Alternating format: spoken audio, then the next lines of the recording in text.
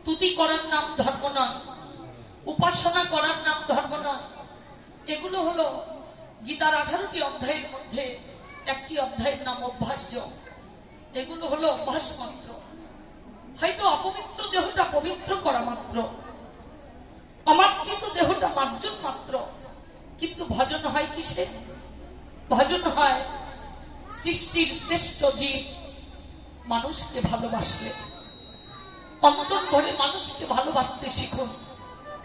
জগতে যারা মানুষকে ভালোবাসে, মানুষের প্রতি প্রীতি রাখে, প্রেম রাখে, ভালোবাসা রাখে, মানুষের সেবা করে, চণ্ডীদাস বলেছেন, শোনরে মানুষ ভাই, সবার উপরে মানুষ সত্য, তাহার উপরে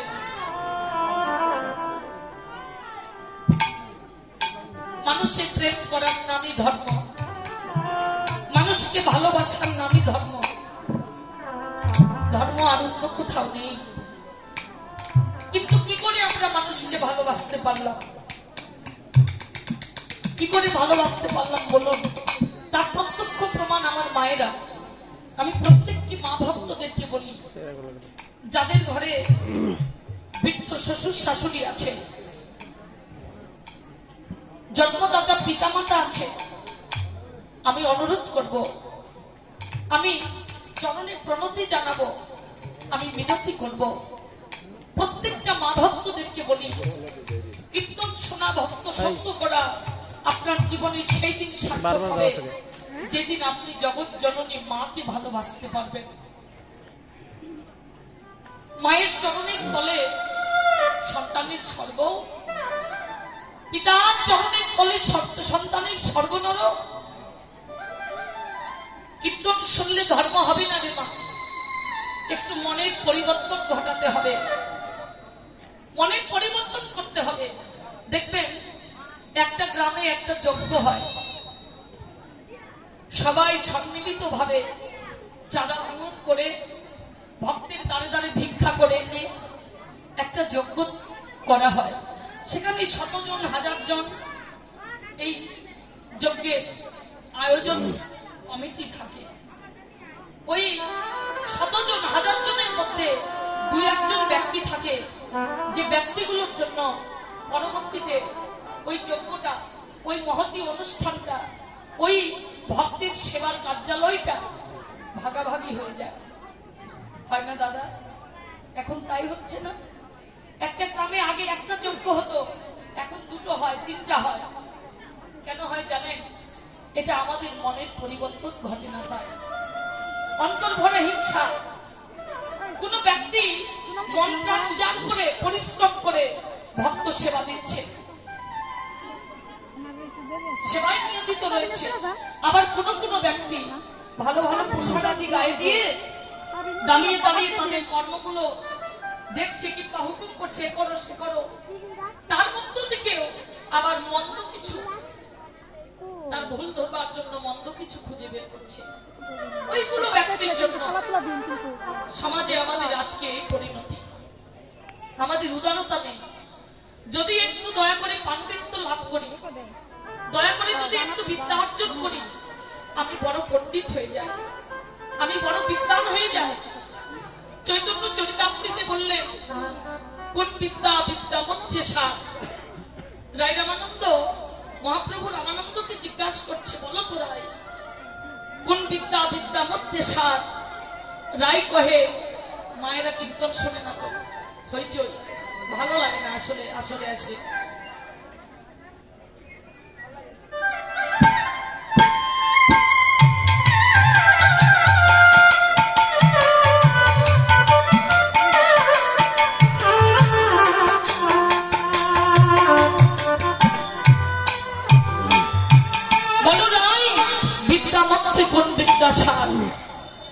রায় কহে, কৃষ্ণ প্রেম ভক্তি বিনে বিদ্যা খিয়া।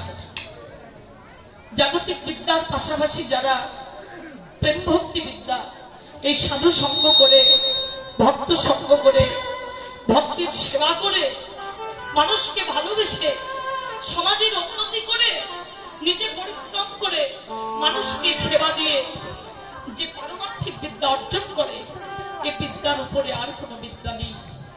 যা এমন পারমার্থিক বিদ্যা অর্জন করতে পারে, তাদের সেদিন থেকে আর অভিমান থাকে না, অহংকার থাকে না। দেখবেন ফলন্ত বৃক্ষের শাখাটাই নিম্নগামী হয়। যে বৃক্ষে যত বেশি ফল ধরে সে বৃক্ষের শাখাটাই নিম্নগামী।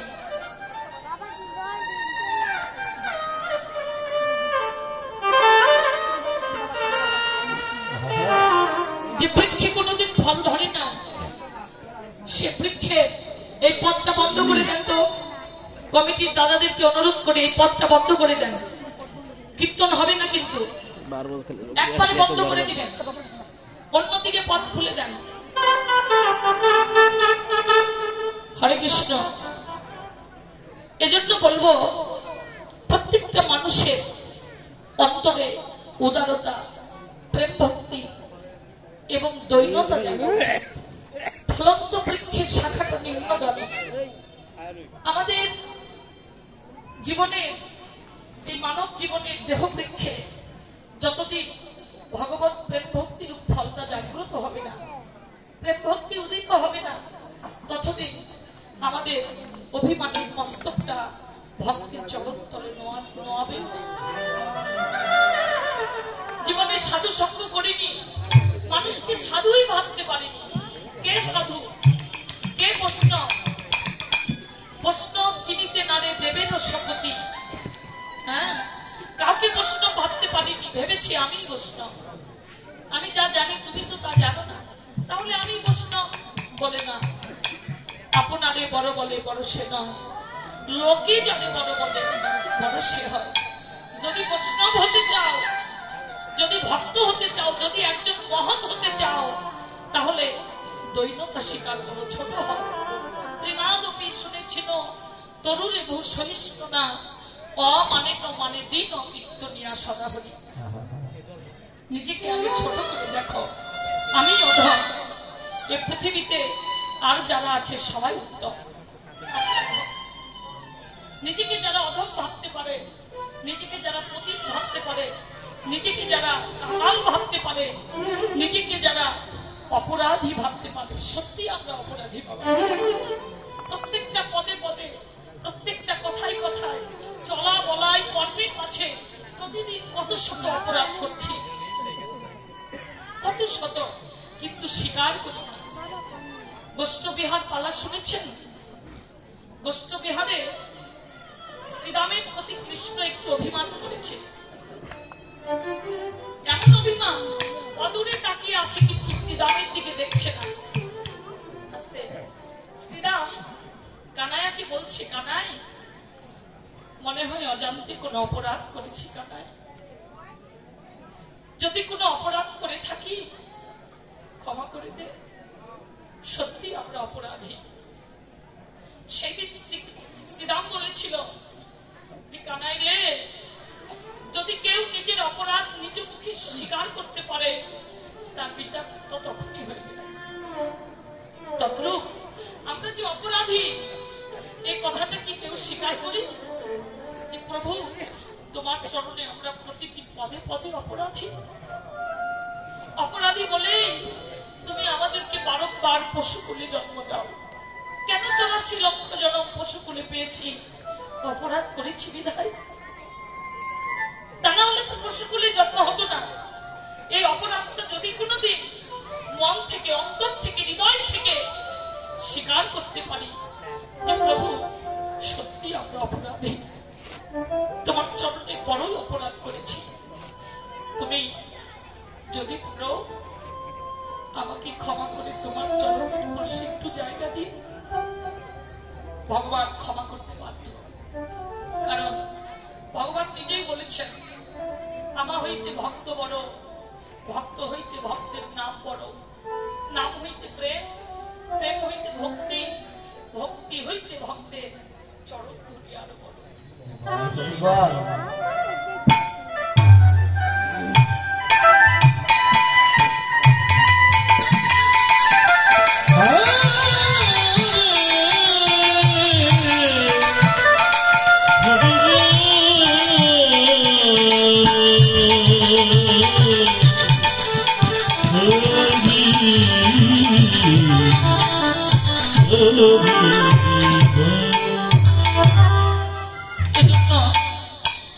কথাই বলতে চাই, এই মহৎ জায়গায় বৃন্দাবন ধামে আজকে কত দূর দূরান্ত থেকে পরিশ্রম করে এসেছি।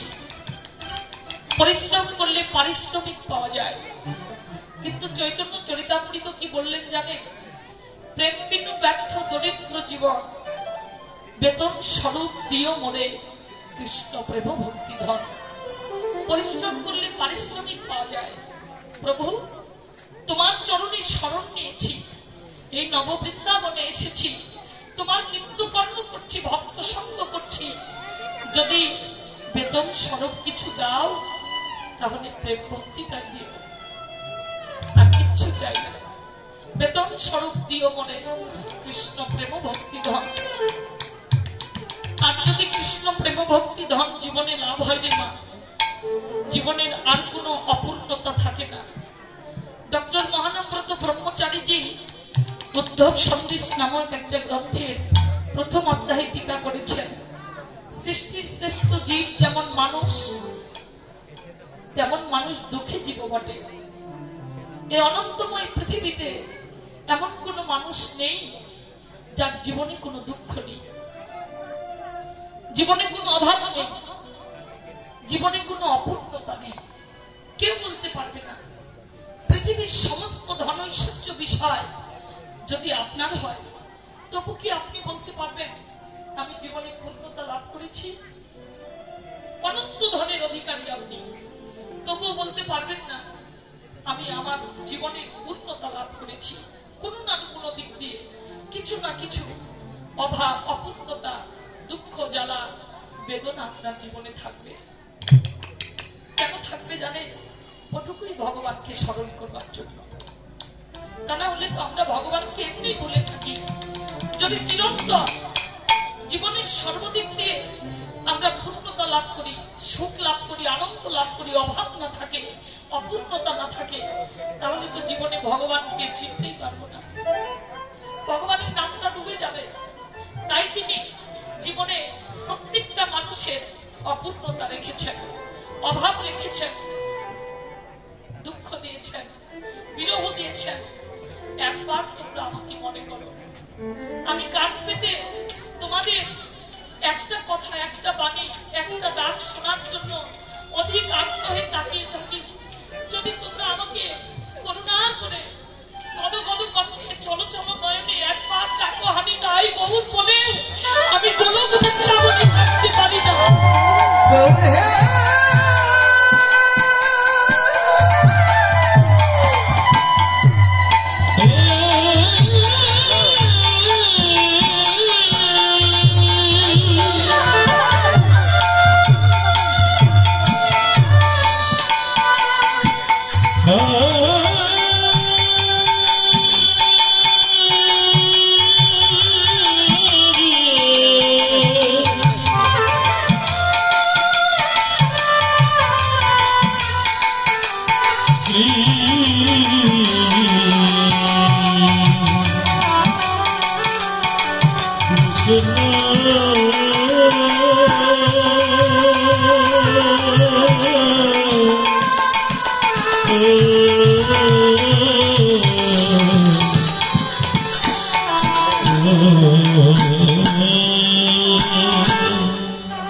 প্রত্যেকটি মায়েদেরকে বলতে চাই, আজকে যারা নববৃন্দাবনে এসেছি, আজকে থেকে বর্তমান সময় থেকে আমরা পরিবর্তন হয়ে যাব। আমরা কারো মনে ব্যথা দিব না, কারো মনে দুঃখ দিব না। শুধু বলেই গেলাম, কেউ শুনলাম না, তাহলে বলাটা তো ব্যর্থ। সার্থক হবে আমার যদি জীবনের একটু পরিবর্তন ঘটে। কেউ কাউকে ব্যথা দিবেন না। ভগবান শ্রীকৃষ্ণ বলেছেন, নাহং তিষ্ঠামি বৈকট্য যোগিনং হৃদয়ে নচ মদ ভক্তা যত্র গায়ন্তি তত্র তিষ্ঠামি গৃহে নারদ। নারদ, আমি আকাশে বাতাসে অনলে অনিলে বৃক্ষ তরুলতায় জলে স্থলে এমনকি যোগী মনি ঋষিদের হৃদয়ে থাকি না। কোথায় থাকি? যেখানে হয় আমার ভক্তির আগমন, যেখানে হয় আমারই লীলাগুণ সংকীর্তন, আমি সেখানে উপনীত হয়ে বিরাজ করি ভক্তের হৃদয় মধ্যে। তাহলে মানুষের অন্তরে ব্যথা দিলে ভগবান ব্যথা পাবে না বাবা। একটা মঠ ভেঙে দিলে একটা মন্দির ভেঙে দেওয়া হবে। এজন্য মায়েদেরকে বলি, মায়েদের কৃষ্ণ ভজনের জনক জানেন, প্রত্যেকটা নারী জনক কৃষ্ণ ভজনের জনক, এর চাইতে উত্তম জনক পৃথিবীতে আর নেই। এজন্য মায়েদের অন্তর অনেক উদার হওয়ার কথা ছিল, অনেক বড় হওয়ার কথা ছিল, কিন্তু আজকে মনটা যেন কলিযুগের হাওয়ায় ছোট হয়ে গেছে, সংকীর্ণ হয়ে গেছে। ছেলেটা ততদিন মায়ের আপন থাকে যতদিন পুত্রবধূ ঘরে আসে না। একবার যদি পুত্রবধূটা ঘরে আসে, মা ছেলে তার থেকে অনেক দূরে সরে চলে যায়। এমনও হয় একটা নারীর কারণে একটা নারীকে বৃদ্ধাশ্রমে গিয়েও থাকতে হয়। প্রতিদিন নিত্যদিন স্বামীকে গুনগুন করে বলে, শোনো, তোমার বাবা মার সেবা করবার জন্য আমি তোমার সংসারে আসিনি, তোমার মাকে বৃদ্ধাশ্রমে পাঠিয়ে দাও, এত অসুস্থ মানুষ তুমি কেন সংসারে রাখো? আমি আর পারছি না। 10 দিন শুনতে শুনতে ছেলেটা একদিন বিরক্ত হয়ে মাকে বৃদ্ধাশ্রমে পাঠিয়ে দিল। ধর্ম কোথায় রে বাবা, কোথায় ধর্ম? সেবা করার নামই ধর্ম। যত সেবা করতে পারো, যত মন উদার করতে পারো, যত মনকে বড় করতে পারো, পরকে যত আপন করতে পারো, ততই জীবনের সার্থকতা। একটা কথা মনে পড়ে গেল, দেখবেন কোন বৃন্দাবনে গেলে, কোন মহতীয় জায়গায় গেলে, কিংবা পথ চলতে গেলে কোন কোন বদন দেখে খুব আপন মনে হয়, খুব আপন। কিন্তু আপনি তাকে কোনোদিন দেখেন নাই, আপনার কোন রক্তের সম্পর্কও নেই তার সঙ্গে, তবুও দেখলে যেন খুব আপন মনে হয়। পক্ষে জড়িয়ে ধরলেই প্রাণটা শীতল হয়ে যায়। কেন জানেন? এর যথেষ্ট কারণ আছে, এর যথেষ্ট উত্তর আছে।